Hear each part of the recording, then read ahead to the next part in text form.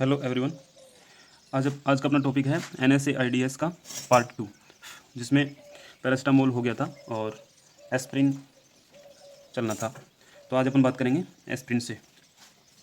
तो ये जो non steroidal anti inflammatory drugs होते हैं, उनका मेन काम होता है साइक्लोऑक्सीजनेज को इनहिबिट करना, जिससे कि प्रोस्टाग्लैंडिन्स ना बने। तो उन्हीं में से एक ड्रग है एस्प्रिन, जो कि non selective non steroidal anti inflammatory drug है। ये इरिवर्सिबल कॉक्स इनहिबिटर है। इसकी एक ये स्पेशल प्रॉपर्टी है कि ये इरिवर्सिबल कॉक्स इनहिबिटर है, और इसकी इसी प्रॉपर्टी के कारण ये एंटी प्लेटलेट ड्रग भी है। वैसे पेन, फीवर और इन्फ्लामेशन में तो यूज होती ही है, उसके अलावा इसका अलग से रोल है एंटी प्लेटलेट ड्रग के रूप में। इसलिए ये एक्स्ट्रा फंक्शन रखती है अदर ड्रग्स से, पेन, फीवर, इन्फ्लामेशन के अलावा एंटी प्लेटलेट ड्रग का। ये चाइल्ड्स में वायरल इन्फेक्शन हो रहा होता है, वहाँ पे कॉन्ट्राइंडिकेटेड मानी गई है, बिकॉज ये रेज सिंड्रोम करवाती है। तो रिस्क ऑफ रेज सिंड्रोम की वजह से ये चिल्ड्रंस में कॉन्ट्राइंडिकेटेड होती है वायरल इन्फेक्शन के कारण। ये हाइपर यूरिसीमिया थर्मोप्यूटिक डोजेज पे कोज करवाती है, इसलिए इसको गाउट वाले पेशेंट में भी अवॉइड किया जाता है। आगे एक स्पेशल इसका फंक्शन बात करते हैं, जो कि कोज होता है इसमें सैलिसाइलिज्म, जो कि ओवरडोज के कारण होता है।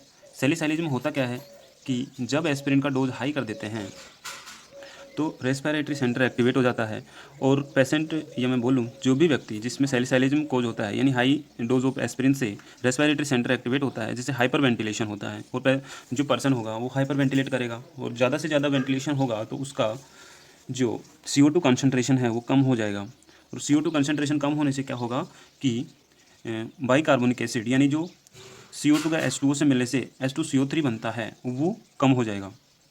अब कार्बनिक एसिड कम होने से रेस्पिरेटरी एल्कलोसिस कोज हो जाएगी, यानी कि सैलिसाइलिज्म के एक बीच में स्टेप आता है रेस्पिरेटरी एल्कलोसिस। यहाँ तक सैलिसाइलिज्म को रिवर्सिबल किया जा सकता है, यानी कि इस स्टेप तक ये रिवर्सिबल होता है, यानी इसको यहाँ से ट्रीट किया जा सकता है आसानी से, या ट्रीट नहीं किया जा सकता, मतलब बॉडी आराम से इसको सही कर सकती है। ट्रीट तो किया ही जा सकता है, लेकिन यहाँ तक ये खुद रिवर्सिबल होता है और ये सही हो सकता है। लेकिन फिर भी अगर रेस्पिरेटरी एल्कलोसिस के बाद भी अगर हाई डोजेज एस्पिरिन की चलती रहेंगी तो क्या होता है कि इसको कंपनसेट करने के लिए अपनी बॉडी खुद ऑटोमेटिकली ही मेटाबॉलिक एसिडोसिस कोज कर देती है। वो क्यों होता है? क्योंकि इस रेस्पिरेटरी एल्कलोसिस को सही भी करना है, तो बॉडी खुद ब खुद मेटाबॉलिक एसिडोसिस कोज हो जाता है। वो कैसे होता है कि किडनी के द्वारा बाइकार्बोनिक आयंस का एक्सक्रीशन होता है, जिससे कि वहाँ HCO3 माइनस आयन की कमी होगी, तो ऑब्वियसली है एसिडोसिस कोज होगा। और लैक्टिक एसिड क्यों बनेगा? क्योंकि हाइपर वेंटिलेशन हो जा रहा है, तो मसल टायर्ड होंगी तो लैक्टिक एसिड बनेगा, तो लैक्टिक एसिड का भी डिपोजिशन होगा, एक्युमुलेशन होगा। और एस्पिरिन खुद एक एसिटाइल सैलिसिलिक एसिड है, यहाँ पे हम लिख देते हैं एसिटाइल सैलिसिलिक एसिड। तो एस्पिरिन खुद भी एक एसिड है। तो इन सभी कारणों से, यानी बाइकार्बोनिक आयन की कमी, लैक्टिक एसिड की एक्युमुलेशन और एस्पिरिन खुद एक एसिड, इन सभी वजह से मेटाबॉलिक एसिडोसिस कोज होता है। और मेटाबॉलिक एसिडोसिस अगर एक बार हो गया तो ये इरिवर्सिबल होता है।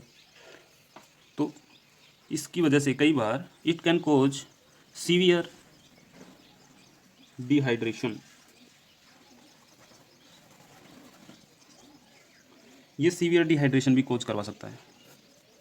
तो इसका ट्रीटमेंट क्या होगा? जब एस्पिरिन पॉइजनिंग हो जाता है तो इसका ट्रीटमेंट होता है सोडियम बाइकार्बोनेट। करता क्या है? ये क्या करता है कि जो किडनी होता है वहाँ पे पूरा का पूरा माहौल एल्कलाइन बना देता है, यानी कि यूरिन एल्कलाइन बना देगा।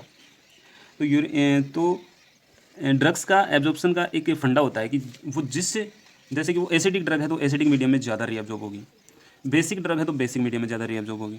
अब किडनी के अंदर बन गया कौन सा माहौल? बेसिक मीडियम बन गया, तो एस्पिरिन का रीअब्जॉर्प्शन रुक जाएगा। जब एस्पिरिन का रीअब्जॉर्प्शन ही रुक जाएगा तो क्या होगा? उसका एक्सक्रीशन। तो ये एस्पिरिन का एक्सक्रीशन करवाती है, उसके साथ साथ रिवर्सिबल मेटाबॉलिक एसिडोसिस, यानी ये मेटाबॉलिक एसिडोसिस का रिवर्सिबल करवाती है, यानी एल्कलोसिस की साइड ले जाता है उसको। इसलिए इसका ट्रीटमेंट, इसका यूज़ किया जाता है एस्पिरिन पॉइजनिंग में। नेक्स्ट बात करते हैं सेलेक्टिव COX-2 इनहिबिटर्स। ये क्या होते हैं? सेलेक्टिव COX-2 इनहिबिटर्स ये थ्योरेटिकली वो ड्रग होती हैं जो COX-2 का COX-1 से सिर्फ COX-2 का इनहिबिशन करती हैं। COX-2 का इनहिबिशन करती हैं ये ड्रग्स, उनको बोलते हैं सेलेक्टिव COX-2 इनहिबिटर्स। ये NSAID तब दी जाती हैं जब कोई पेशेंट GI टॉक्सिसिटी को टॉलरेट ना कर पाए। किन से? जो कि नॉन सेलेक्टिव ड्रग्स थी। नॉन सेलेक्टिव ड्रग्स का पेप्टिक अल्सर डिजीज़ एक साइड इफेक्ट था।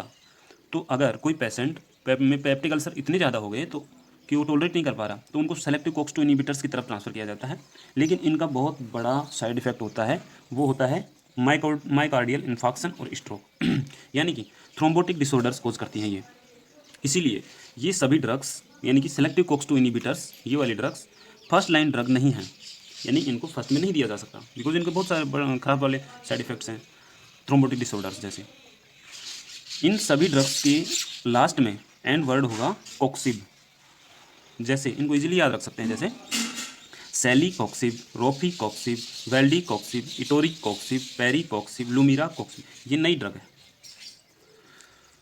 अब इनमें से रोफिकॉक्सिब और वेल्डिकॉक्सिब को मार्केट से हटा दिया गया है क्योंकि ये दोनों ड्रग बहुत ही ज़्यादा MI और स्ट्रोक का कॉज थी। मतलब ये इनका साइड इफेक्ट कुछ ज़्यादा ही MI और स्ट्रोक में था, इसलिए इनको मार्केट से ही हटा दिया।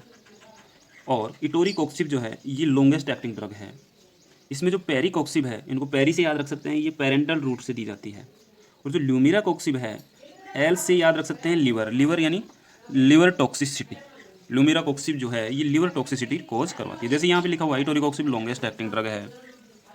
रोफिकॉक्सिब और वेल्डिकॉक्सिब जो है ये MI और स्ट्रोक। नेक्स्ट बात करते हैं प्रेफरेंशियल सेलेक्टिव COX-2 इनहिबिटर्स। ये थ्योरेटिकली वो ड्रग होती हैं जो साइक्लोऑक्सीजनेज 2 का साइक्लोऑक्सीजनेज 1 से ज़्यादा इनहिबिशन करती हैं, लेकिन प्रैक्टिकली ये ड्रग्स भी नॉन सेलेक्टिव इनहिबिटर्स की तरह काम करती हैं। ये ड्रग्स इंटरमीडिएट होती हैं नॉन सेलेक्टिव और सेलेक्टिव COX-2 इनहिबिटर्स के बीच में। इनको इजीली रिमेंबर रख सकते हैं, जैसे निमोनिक है D man, D4 diclofenac, M4 meloxicam, E4 etodolac, N4 nabumetone. Diclofenac, meloxicam, etodolac, nabumetone. Thank you so much. आप सभी को इनसे नोट्स चाहिए इस सभी के, तो लिंक दिया गया है डिस्क्रिप्शन में, वहाँ से देख सकते हैं।